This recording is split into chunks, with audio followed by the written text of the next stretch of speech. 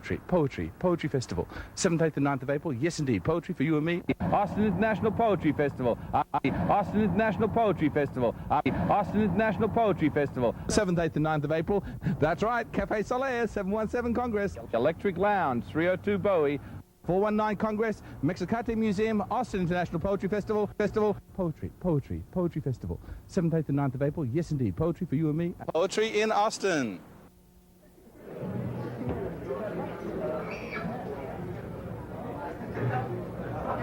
Once at Uluru, known by you as Ayers Rock, I was taken to a sacred watering hole. Frogs lived there, black and thousands. We could not drink from the waters. The waters were sacred.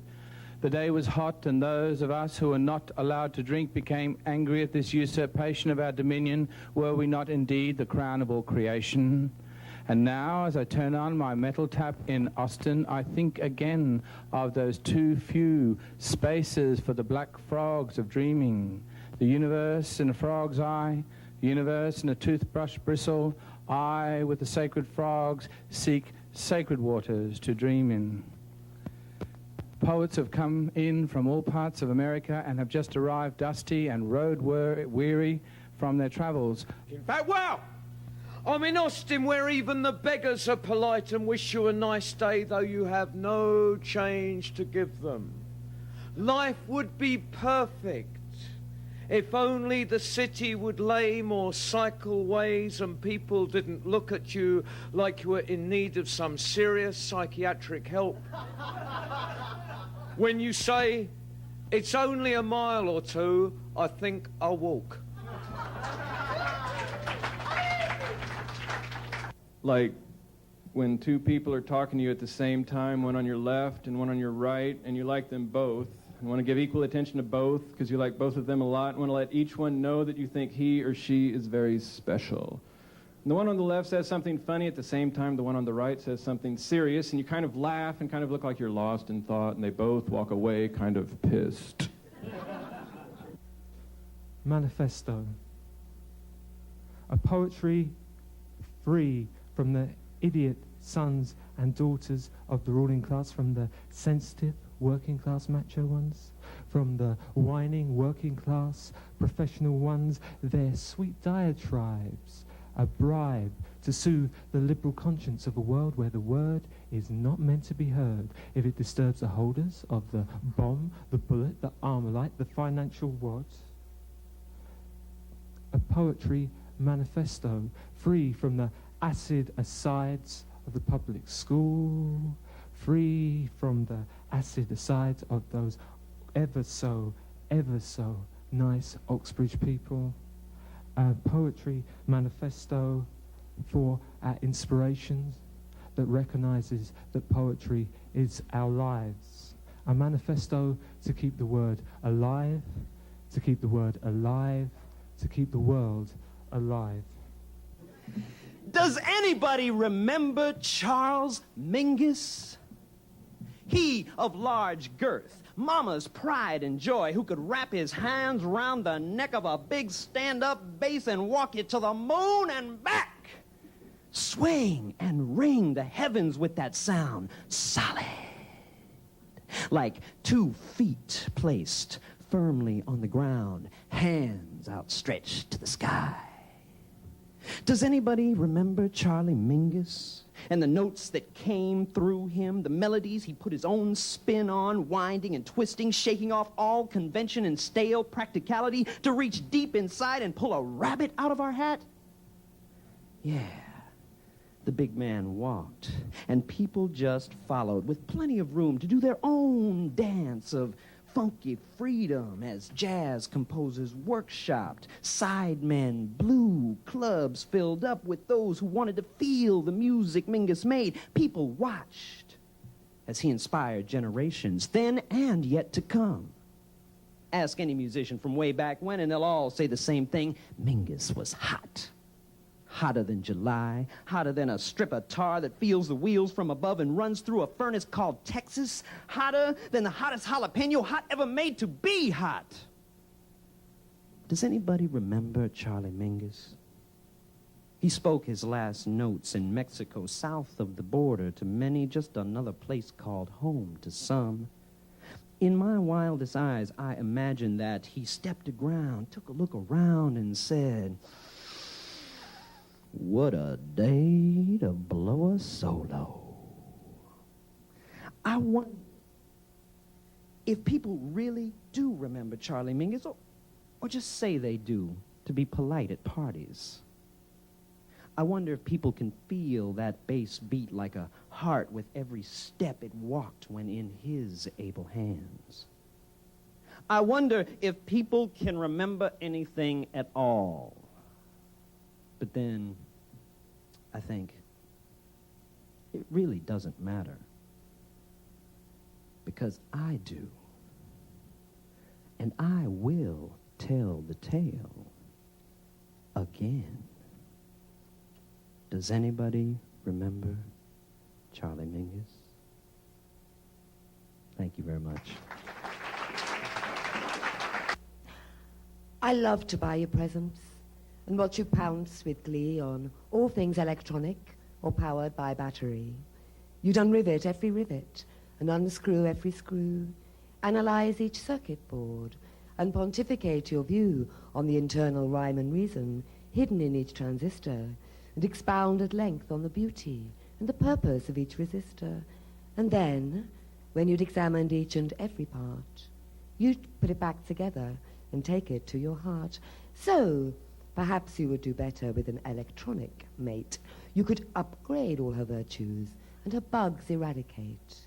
And when reprogramming her circuits began to be a bore, you could just erase the memory and go and buy some more, which, now I come to think of it, when your mate I used to be, is actually the same technique you went and used on me. And should you ever hear this verse, you will probably think it flattery. But I was always a low-tech woman. I get my pleasures now by battery. Thank you. They say there was war. I say, what's new? They say our country set out to annihilate millions of women and children of color. I say, what is new? They say the President of the United States and his handful of white men, wealthy advisors, declared war on a nation that could not properly feed itself. I say, tell me something I don't know. They say the bombing began February 16th, 1991.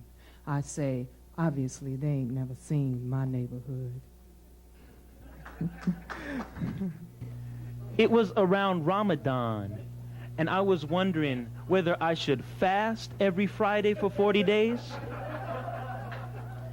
and give up something like liver or C-SPAN for Lent, or kick it with my Muslim self and just make fasting a daytime thing, giving up rum and coke, chorizo, and getting busy for 4 weeks. Then I heard a voice. Get down with your Muslim Catholic self. Sometimes I pray a few rosaries to the east on Friday during a dilemma like this. I know I have to make a pilgrimage before I die, and Jerusalem, Mecca, and the Crying Virgin on Sunset Boulevard all sound like the right spots. And I keep hearing this voice, get down with your Muslim Catholic self. A good book says the Maya moved to the Middle East to escape the Aztecs and the Catholics. That's why my Muslim and Catholic selves don't feel different, don't look different. I take out my praying carpet and say a few Hail Marys to the east. Will Allah, Jesus, Mary, or Muhammad break down with divine intervention? While I pray, I hear, get down with your Muslim Catholic self. 5 pillars, 10 commandments, 7 sacraments, 1 God. Trinity, infidelity, Christianity, divinity defined by infinity, but I can't count that high. I rebel and make a crusade to rid myself of all those trying to box me into one religion, 1 God, 1 identity, jihad incarnate, word. And the voice becomes a vision of Maya, Muhammad, and a pope or two, backed up by Miles, Jimmy, and Billy, who sings the blues. Get down with your Muslim Catholic self. Get down with your Jewish Taoist self. Get down with your Zoroastrian, Baha'i, Christian, Protestant, Buddhist, African religion, Baptist, indigenous religion, your God, your way, self. Get down with yourself. Yourself. Or be down here in this heat forever and never reach the end of the circle. Dig?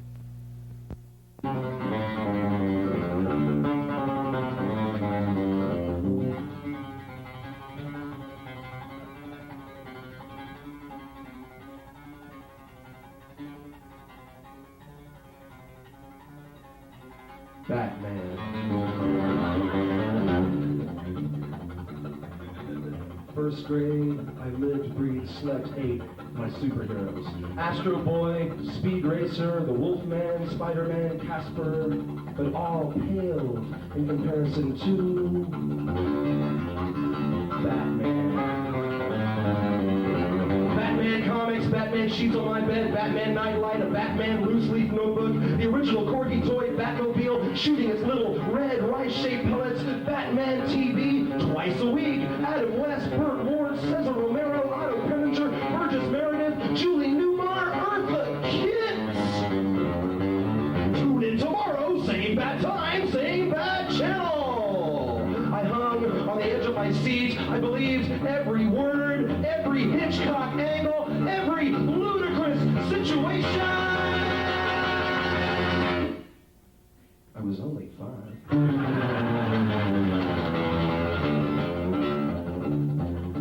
My sister kept telling me there was no Batman. Holy blasphemy!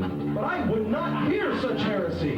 He was real. I once had a dream where I met him and helped him foil a crime and beat up the bad guys. He thanked me directly, and I prayed for the dream to return for weeks after. My mom bought me a Batman costume for Halloween. And October 31st, I donned the mask of the Cape Crusader and walked to Main Street Elementary School, trembling with anticipation of my first Halloween party. In the schoolyard that morning, a 5th grader strode up, towering over me. He said, "Hey, Batman, let's see how tough you are," and punched me. Boom, boom, socko, bam, pow! Right in my unsuspecting 5-year-old stomach. As I lay on the ground, holding my gut, trying not to cry, unable to breathe, another 5th grader came up to the first one and shouted, "Hey, you can't do that to a little kid," and proceeded to beat the living shit out of my assailant. And before I got a chance to cry, I began to laugh. Batman is real.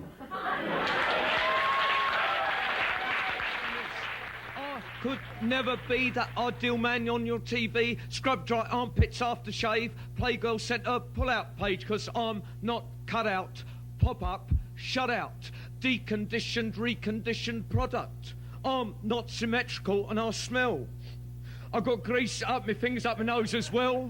Virility don't matter to me, virility on your TV, selling your breakfast, dinner and tea, virility. Virility. Let's have some variety. Someone just like you and me who don't look good down by the sea, posing in our suntan, showing us how a man can be.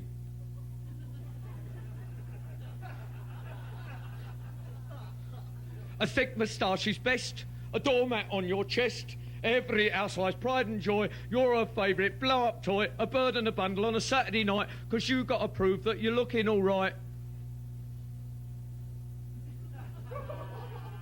To the mirror, how'd you look?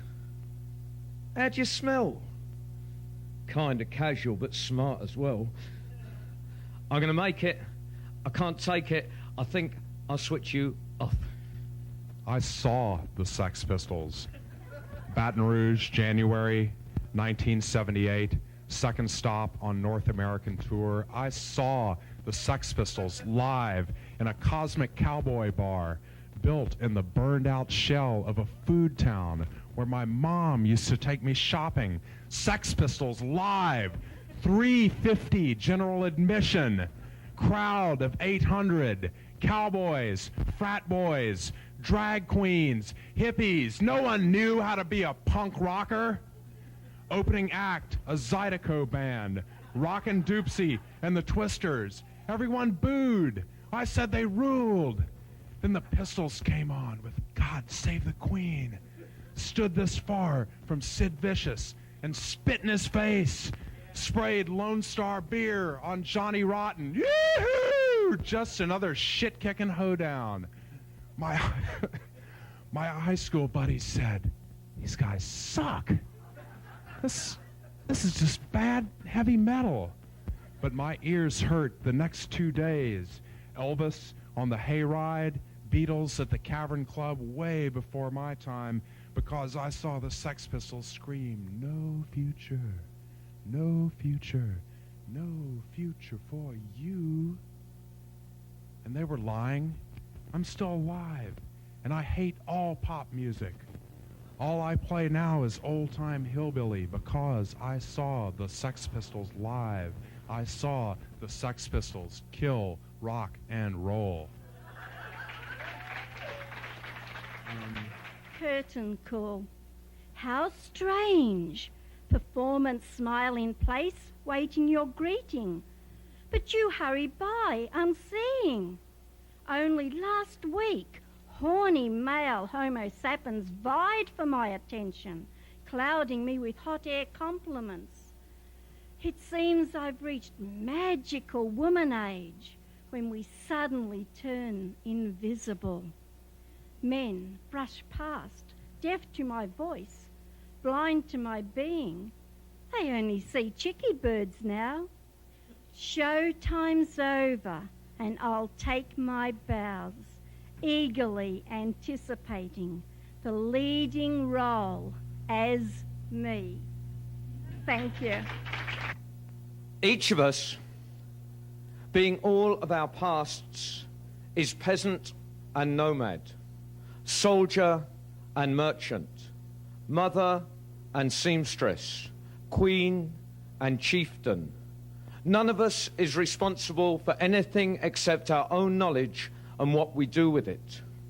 We have all bought and sold each other in the United Nations in 1950, in the Dahomey Empire in 1750, in the mines of Nottinghamshire in 1984, in Cairo, Beijing, Timbuktu, New Orleans, Mexico City, London, Paris, Lisbon, Liverpool, Ipswich, and Austin.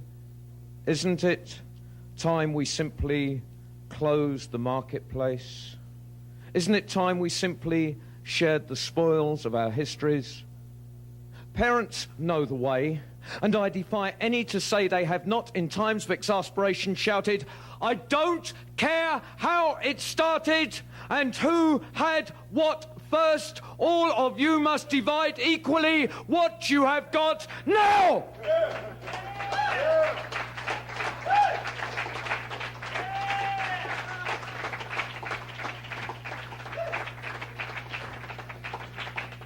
But we are orphans and must learn to do this ourselves.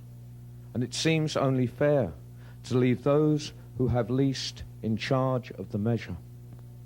My only suggestion is that when we, with our bellies full and our automobiles, say all is not always as it appears, we should sometimes be listened to.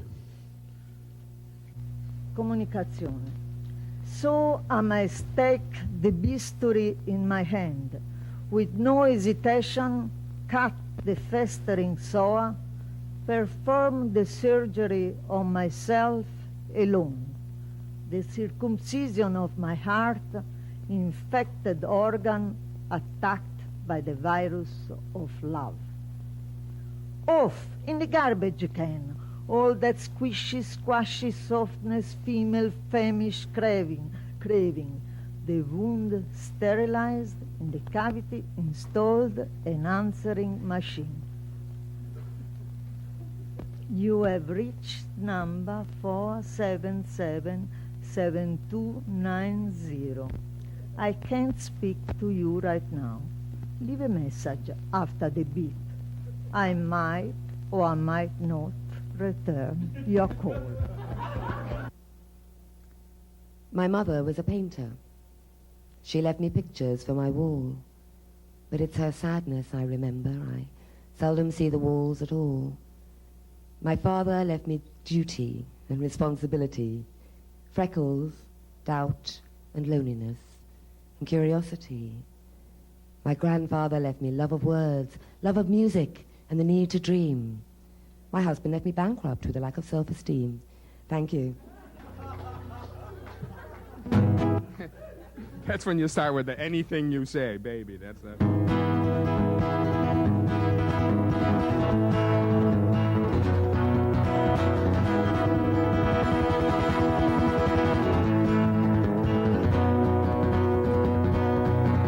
When that temper tape up to the cloud, thought we was in this together. I got another 30 miles to go, and you change your mind like the weather. But I know how you feel though, with that blinding lightning flash. I'm all alone now, but I got my guitar. Let's think about some stuff we can smash.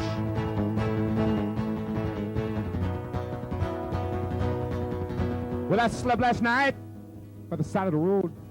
I was thinking about the nearest phone. I was wondering if she would accept the charges. I was wondering if I had a banana for a backbone. Then I had a dream about Count Basie, but he didn't want to talk to me. He had a lot of hurt in his face, and he had a copy of Life magazine. It had Elvis on the cover. It had an article inside. It did not say who it was written by.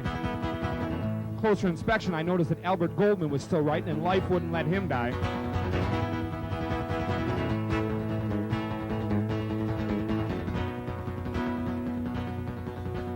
Well, Count Basie opened up that magazine. He threw it to me. He turned around. He walked away. I said, "Oh, man, that's Count Basie. He's like my hero. We could have hung out. I had so many questions. There were so many things that I wanted to say."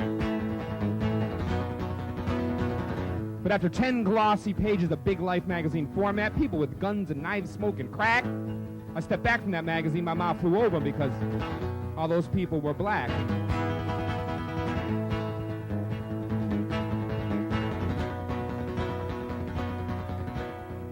I used to work at a bar in Syracuse, New York. We had what we jokingly referred to as an incident most every night. There was drug sales, there was guns, there was people fighting, but all those people were white.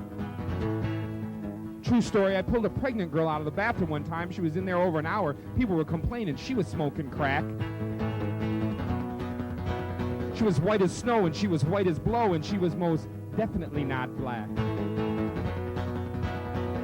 And I think Count Basie was just trying to point out that if I wasn't careful, I might fall in a trap. Because take a look at that magazine. Am I an acid or what? But it appears to me someone's getting a bad rap.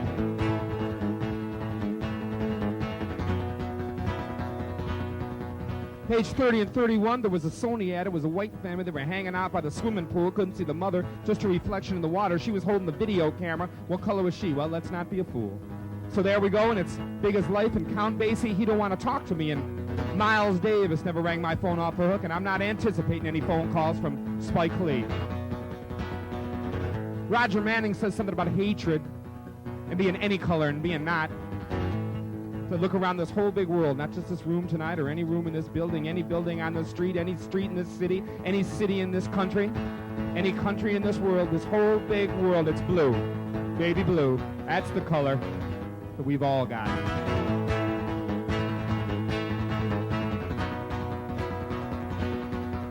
When I temper tape to the cloud, thought we was in this together. I got another 30 miles to go. If you change your mind like the weather. But I know how you feel though, with that blinding lightning flash. I'm all alone now, but I got my guitar. Let's think about some stuff we can smash. Let's think of some stuff we can smash.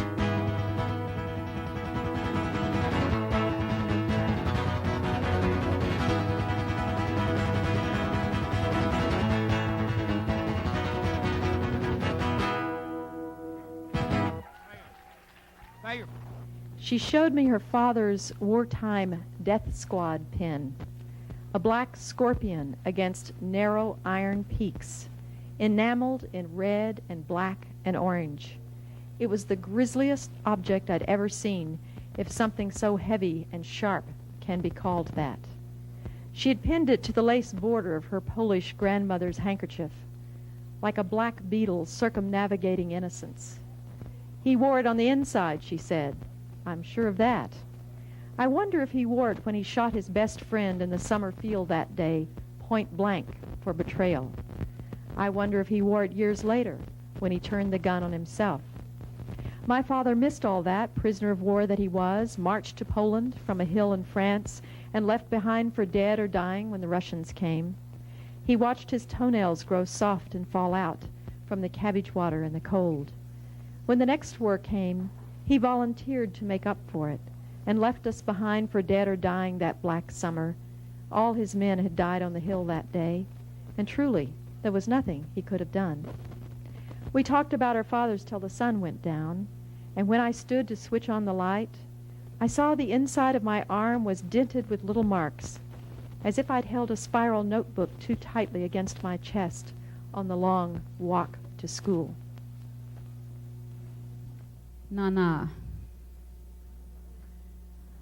Mother Earth, Mother Sky, Birth Mother, First Mother, at the beginning of life, at the end of life, she is there, is now. Proud Mother, African Mother Woman, Sister Mother, African queens were we, warriors were we, goddesses and priestesses were we, are, always will be.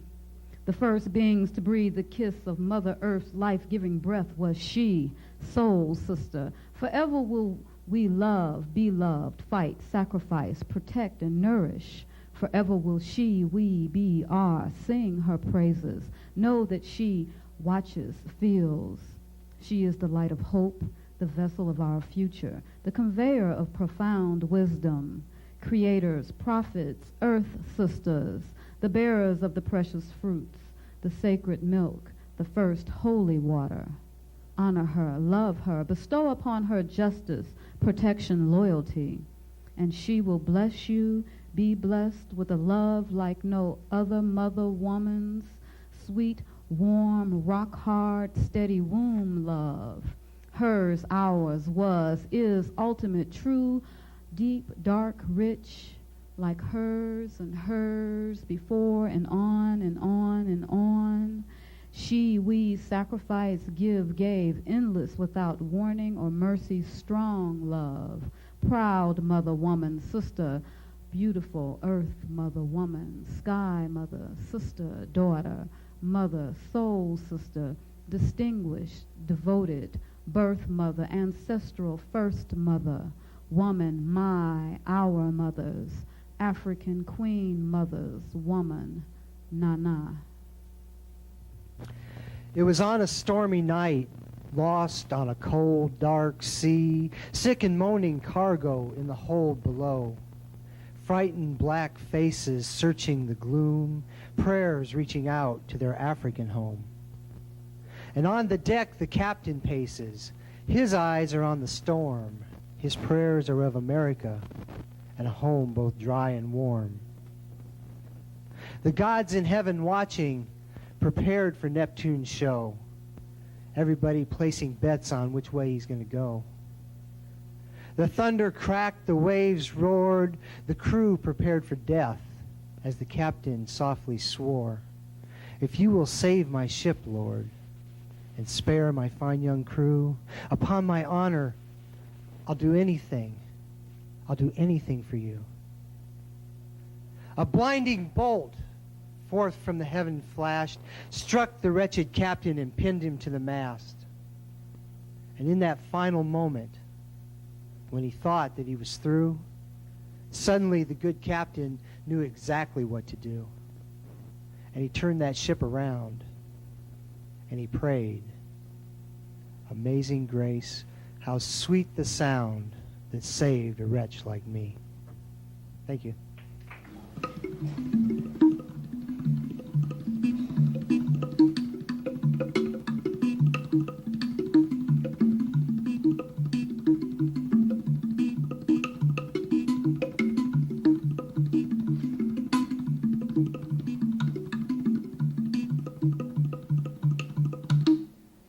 This piece is called The Great Hunt.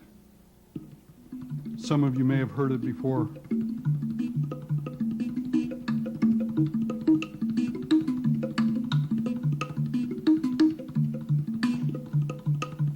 Sitting in the shade on the front porch, I saw a streak moving through the air above the grass, a dark missile, a sparrow, and in the glare I saw shining, trailing 2 feet behind the tiny bird, the glint of something green, like ribbon, possibly like grass, something for its nest. It flew to the eave of the house next door, deposited the prize, and leapt into thin air for another.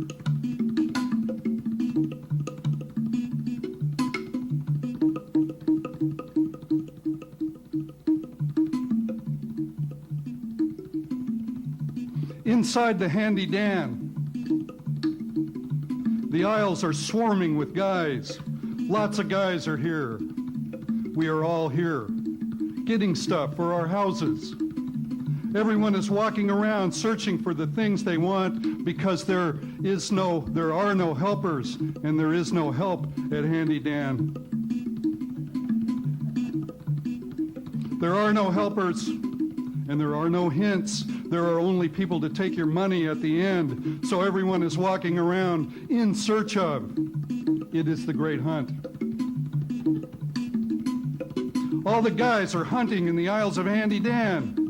We're walking past each other and getting in each other's way. Mostly, we do not acknowledge each other. We do not push shopping carts. We walk with our big arms swinging and our big dicks tucked inside our pants. It is quiet. This is not a social place. It is a hunting ground. We are intent. Most of us would say we're on an errand, but it's something deeper than that, something older. We are the men. And this is the Great Hunt.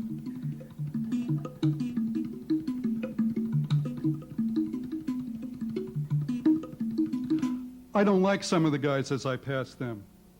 They look weird. They're dressed funny.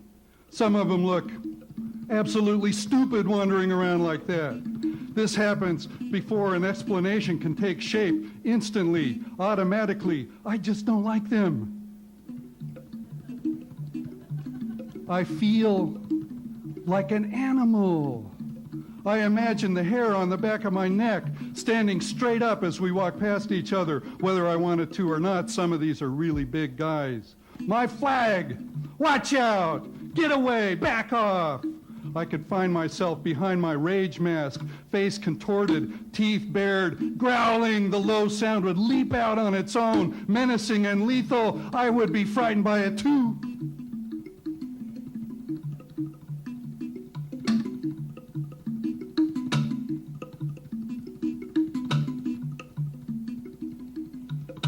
Lots of guys are here inside the Handy Dan. We are all here. Everyone is walking around in search of. It is the Great Hunt.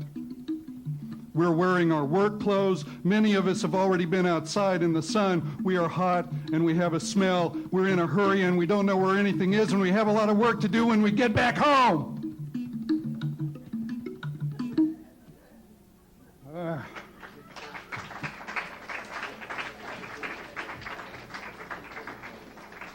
It goes on.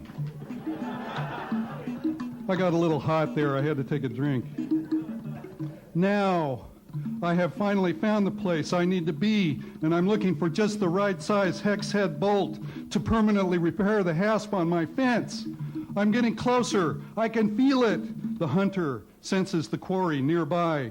I am aware of the hex head bolts trying to be invisible, or trying to hide by looking like lag bolts or screws. But this is very personal now. I can almost smell the one I want. I'm getting closer and closer when another guy comes up and starts looking in the bins right beside me. He is odd. There's definitely something wrong with him. Definitely a bit, if you want to know the truth. He's not quite all there. Look at the way he's fumbling around. Hey, that's my bolt. I have completely stopped looking for my hex head bolt. I frown a little, furrow my brows, tooth gleams. I peer a bit more intently at the rack, shift the idea of my weight toward the intruder without moving my body in the least. His nostrils flare. He feels me get closer even though I haven't moved. He's crowded in all of a sudden. I feel the hair on the back of his neck start to rise. I feel the hair on the back of my neck begin to rise. There's blood in the air. He's threatened. He shifts his weight away. He becomes lighter on his toes. I cough. He takes one step. I follow one step. I'm not crowding him. I'm just not allowing him to make any more room. I was here first. I reach into the bin of bolts and scramble them around with my hand. He jumps. I hesitate and send my thought to the bin directly in front of him. He makes a break for it. I can almost see his tail between his legs. I want to pound my chest. This is my turf. It feels right to be here once again. I have room again. I can breathe again. Now I can find what I was looking for. That other guy's just going to have to wait, that's all. I was here first. This is my turf. I almost unzip my pants and pee all over the counter.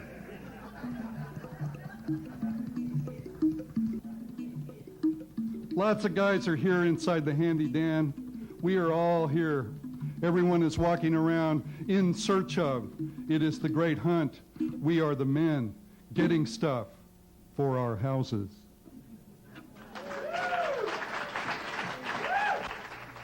Writing in red, I wasn't even born when that horn blew away a generation, and if the movie news is anywhere near, the shysters all had faces, and backstair offices were the places where real people pulled the strings on everything, but the gaps between gigs don't change. And you can still work in Paris if you're lucky. Shit! I'm not even fucked up, but I plan shows like a junkie and never quite get them beyond my imagination. Dream on, and let the moon bring in the harvest, for this is Alba, where the bard is king and musicians no more than interlude, where a brother is screwed even before the mouthpiece gets wet, and few have yet caught on that in the beginning was the sound, and the sound was round and way, way down. But it would appear somebody had a little trouble with the translation, and they heard word. Letters to intercede between need and greed, so when Johnny comes marching home, he won't have tune or lyric in his head, he'll have goals instead. And he'll get it all one way or another, and he'll go to the movies once in a while and smile as he catches a story or two about some seriously disturbed individuals who try to tell him there's more to life than selling out, and if he wants, he can help stop the music from being stolen. Writing in red, I'm making notes shaped like words, but that is only to fool them. And now, and have gathered a little from a distant past that has my mind full of potting sheds and bluebells and the long shadows of an English spring that reach all the way back to an African dawn. It's official. Summer's here. Barbie time. No matter if it's freezing or blowing a gale, we sit, waving tinnies, sipping wine, waiting for the snags and chops to cook.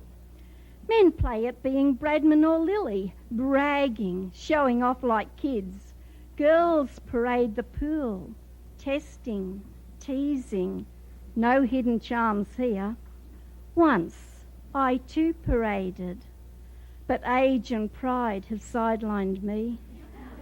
I sit aloof from the frivolities of summertime, Barbie time, madness.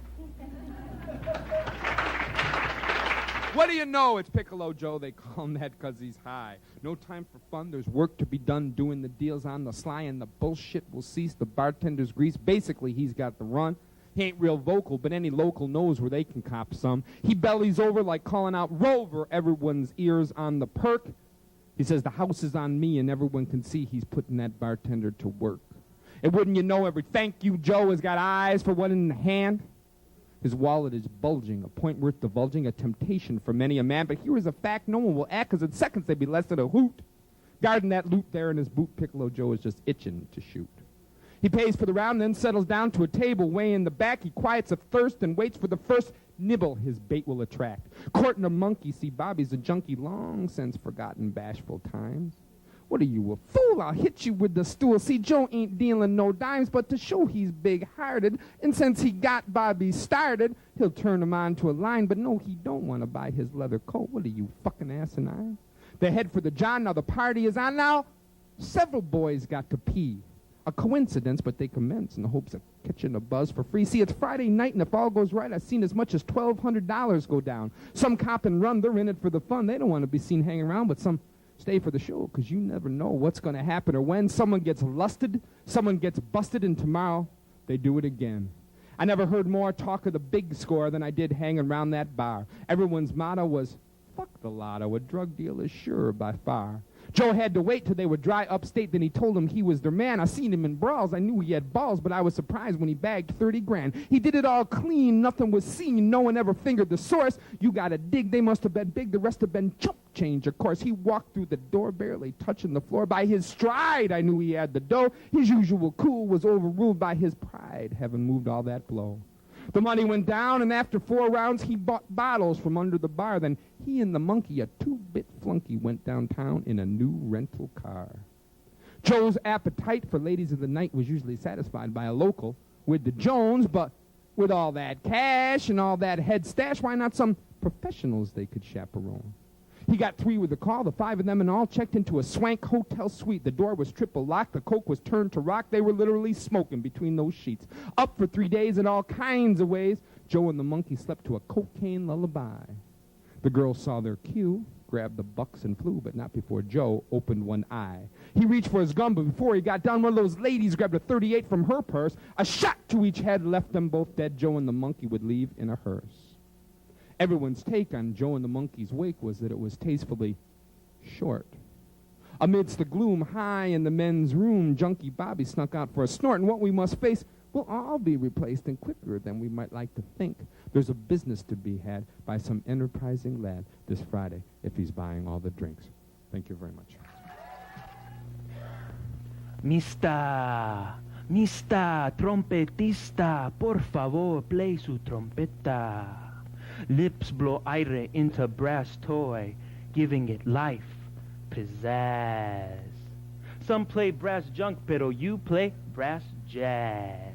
Funk, que mueva. Mista, trompetista, mute yourself so you can go higher. Hidden notes that pierce the ear, rapid 3-key movimientos, pulmones a lips con lengua, tongue notes. Make music. Mista, trompetista, you such a mystery. You play your horn since you were born, perfect pacifier, but you ain't silent. Your heart plays on and on and on, ritmo infinito, espíritu out your horn. Lléname, mista, trompetista, lléname con su sol que va de sus pulmones y su corazón.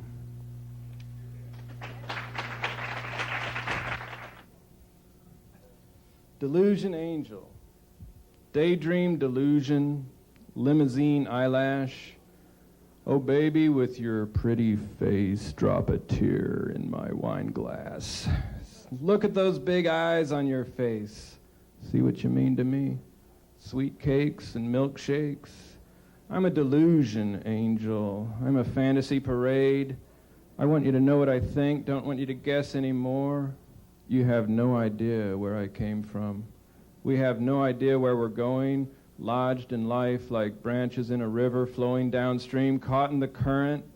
I'll carry you. You carry me. That's how it could be. Don't you know me? Don't you know me by now? Thanks. When I was in my late 80s, I was visited one time by my granddaughter and her husband and my 7th great-granddaughter. She was 3. As usual, my wife was a bit more spry than I, and she fed them and showed them the pecans falling from the pecan tree while I sat in the living room in my chair waiting for them to pass my way again. When they came back into the living room, I smiled at them and they stopped and sat and talked with me a while. My granddaughter was as pretty as my wife had been when she was young. I fancied that this young boy who had married her must love her quite as much as I had loved my girl. I hoped that it was true, so they would stay together tenderly, even in the hard times that would come. And I fancied that this great-grandchild reminded me of all my boys and girls when they were young. A small, blonde bubble of reflections passed through generations into life. As we were sitting talking, she ran up to me, grabbed my leg as I was sitting, hugged it, and then kissed me on the knee. I reached my hand to pat her on the head, but she had gone away. She'd run on to the next room for some reason, and I patted the air where she had been.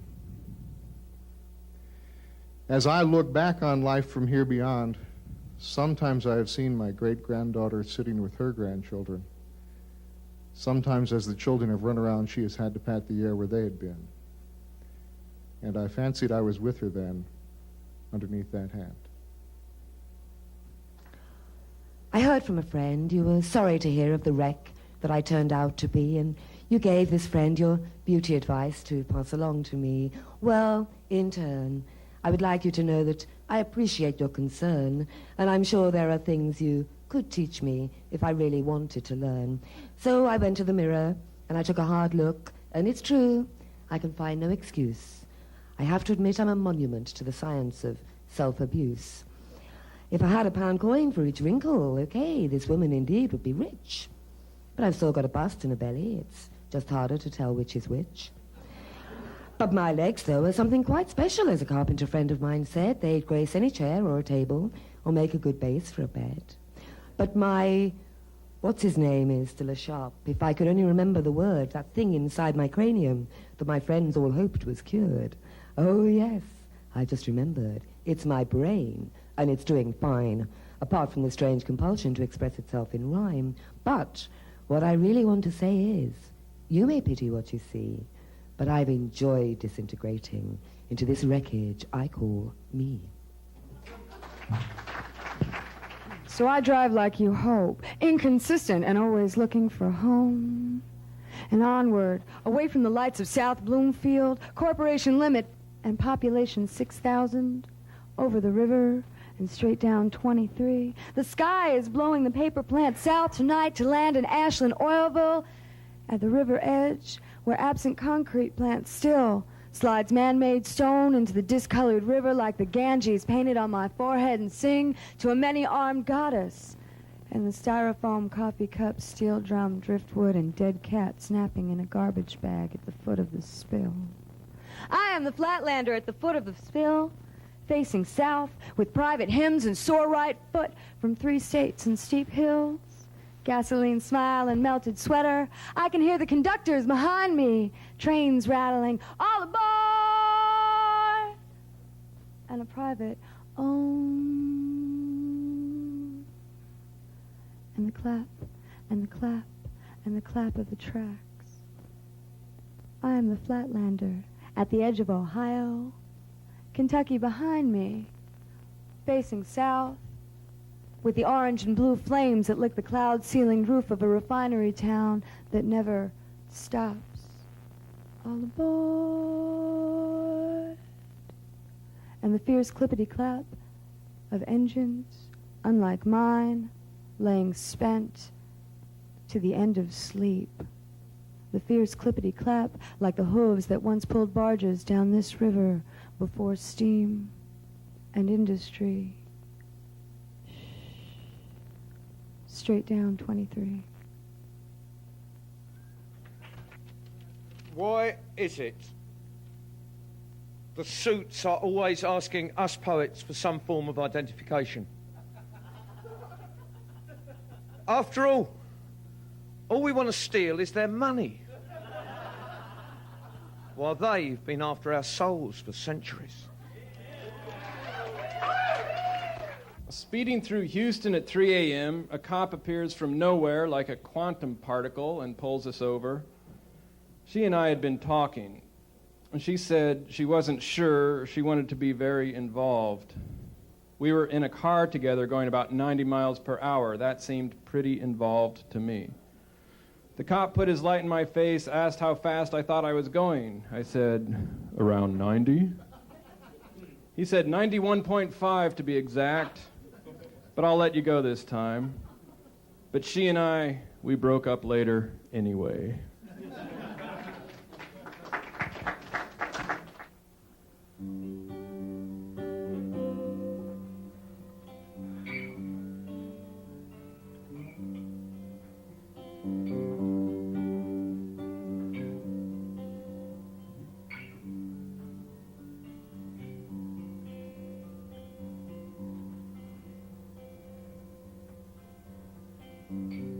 Chill.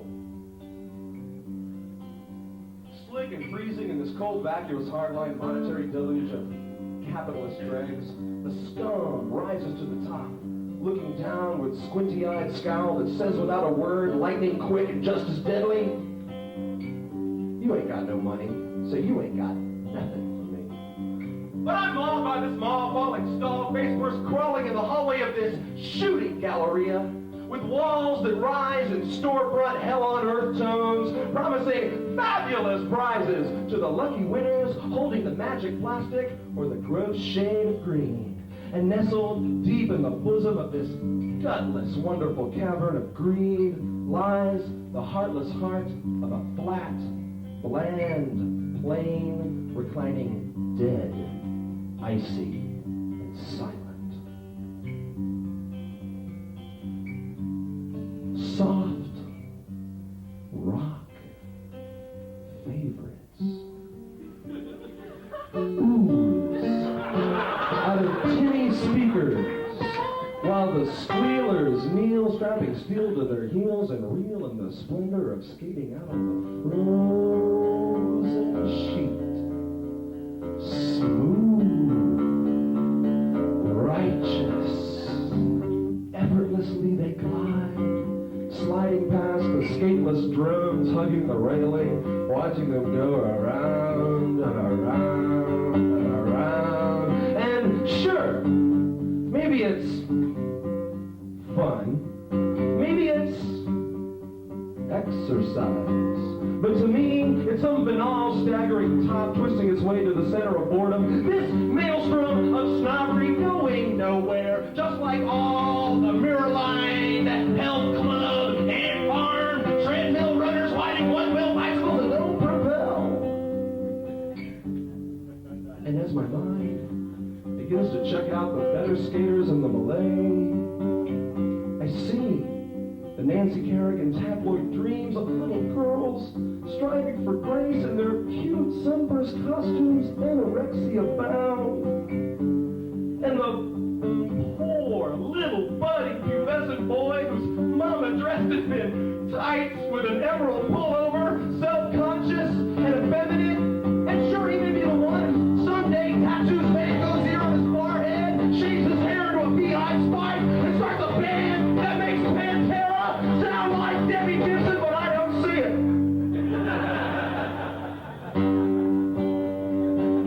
Quick as an eel, darting through the hordes comes Miss Check Me Out. She's not the best skater on the ice, but she knows she's the best looking. And I notice a lot of the men are watching how her tan spandex shows off the lines of her fabulous, muscular ass. And as a feminist, I found that last line very offensive to women. And all the bread she spent on lessons is paying off as she swings into a spin with that smug, confident look on her face. And in my mind, I corkscrew her down into the ice, deeper, deeper, till she halts,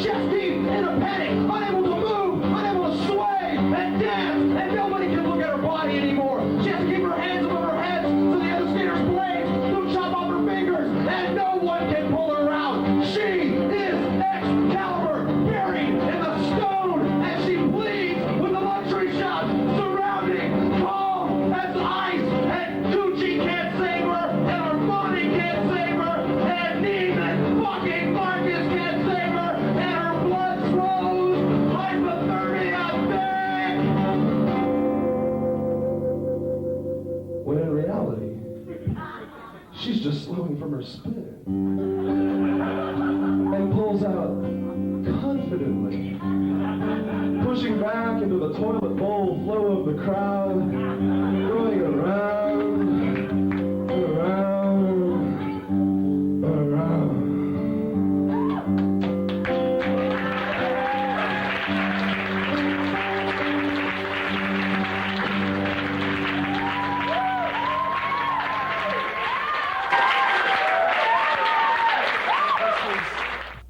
For every writer that's been at the festival, for every writer throughout the world. This is for, I can't remember his name, the big kickboxer. I said I'd see him in Dallas. He says this is, it's if he's not inside beforehand because he's got some silly stuff coming up where he got pulled in his motor. This is called Declaration of Independence. Because we attack dogma, question, preconception, and conjure with suppressed images, they would have us dead or in prison. But we, scribes and scribblers, not being ashamed of our own weaknesses, pry into the corners of the mind, poke into the cracks of civilization, will not mask truth with a veil woven from the cloth of cliché, do not look to presidents and ministers, bishops and mullahs for confirmation of our worth, walk despite the hurricane to the edge of the precipice in search of knowledge, and fail to be disappointed when all we find is confusion, take our politics to the bedroom and our bedroom to the husting, cannot separate the first swallows spring from the battles it flew over and the corpses about which it knew nothing. Accept the tragedy that we will probably never live up to the vision we create for others to do with as they will, for we, like all children, have no interest in the aspirations of our mentors, but stand in our defense of our right to rediscover the world in our own language.